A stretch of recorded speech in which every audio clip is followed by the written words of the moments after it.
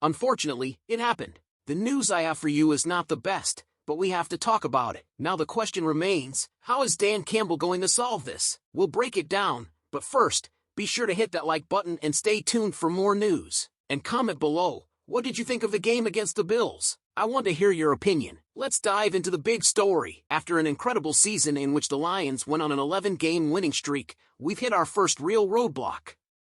Not only did Detroit suffer a heartbreaking 48-42 loss to the Buffalo Bills on Sunday, but the injuries have piled up. And these aren't just any injuries, we're talking about key contributors on both sides of the ball. First, running back David Montgomery. Montgomery has been a key piece of this offense, forming one of the most dynamic backfield duos in the NFL alongside Jahmyr Gibbs. He's racked up over 1,100 yards from scrimmage and 12 touchdowns this season, and his ability to pick up tough yards has been huge to Detroit's success. But now, he's dealing with a knee injury, and early reports suggest it could keep him out for the rest of the season. Losing Montgomery is a huge blow to this offense. Unfortunately, the defense has been hit even harder. Alim McNeill, our top defensive tackle, tore his ACL during the game, and he's officially out for the season. This one hurts, Lions fans. McNeill has been a rock up the middle, second only to Aiden Hutchinson in sacks this year. His ability to break up plays in the trenches has been a big part of why this Lions defense has held up so well. Then there's Carlton Davis, our top cornerback, who suffered a fractured jaw. Davis is out indefinitely and will undergo surgery, though there's a slim chance, if all goes well, he'll return for the playoffs. With 56 tackles and 2 interceptions this year, his absence leaves a glaring hole in Detroit's secondary, a unit already overwhelmed by injuries. To make matters worse, we also lost Khalil Dorsey, one of our special teams aces, to an ankle injury. Dorsey had to be carted off the field after colliding with Ezekiel Turner in the second quarter. While not as well known as McNeill or Davis, Dorsey's impact on special teams cannot be understated. He's been reliable all season, and now the Lions will have to look for someone to step into that role. Let's not sugarcoat it, Lions fans, this team is struggling. Detroit has been one of the NFL's best stories this season, sitting at 12-2 and leading the NFC.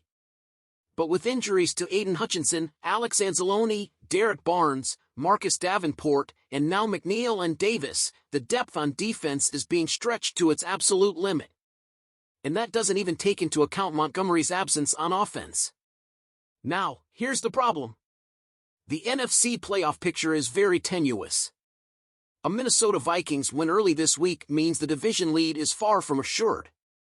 Plus, Detroit is still fighting for the #1 seed in the NFC, tied with the Philadelphia Eagles.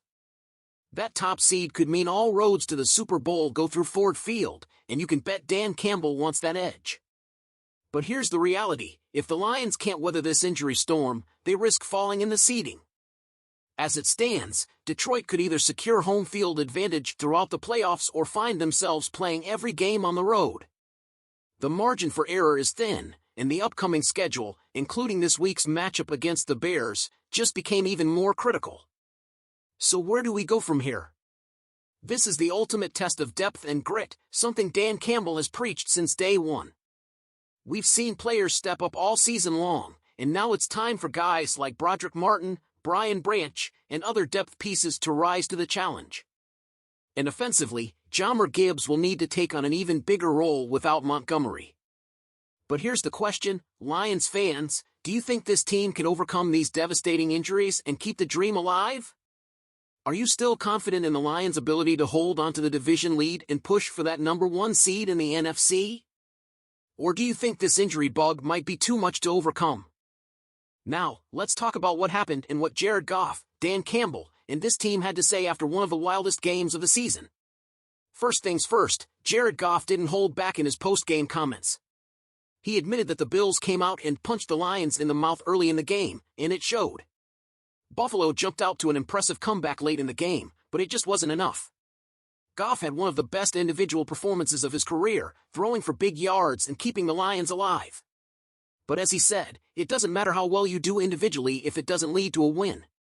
The offense struggled early, particularly with the running game. Goff didn't sugarcoat it, he admitted that the team had to pull back from the ground attack when the game got out of hand. The Bills' early dominance forced the Lions to play catch-up, and while they almost came back, it was too little too late. That's something the team can't afford to let happen again, especially against playoff-caliber opponents. Now, let's talk about the intensity. Head coach Dan Campbell didn't mince words after the game. He said the Lions didn't match Buffalo's physicality and energy in the first half, and Goff backed him up. Against a team as tough as the Bills, you can't afford to start slow or let them dictate the pace. That's the wake-up call Goff mentioned. If there's a silver lining to this loss, it's that the Lions know they need to recalibrate. They've had a comfortable stretch of home games, but now it's back on the road, back to the mentality of us against the world, and as Goff said, this could be exactly the push the team needs heading into the final stretch of the season. And speaking of silver linings, Goff made an important point. Losses like this can be valuable if you handle them the right way.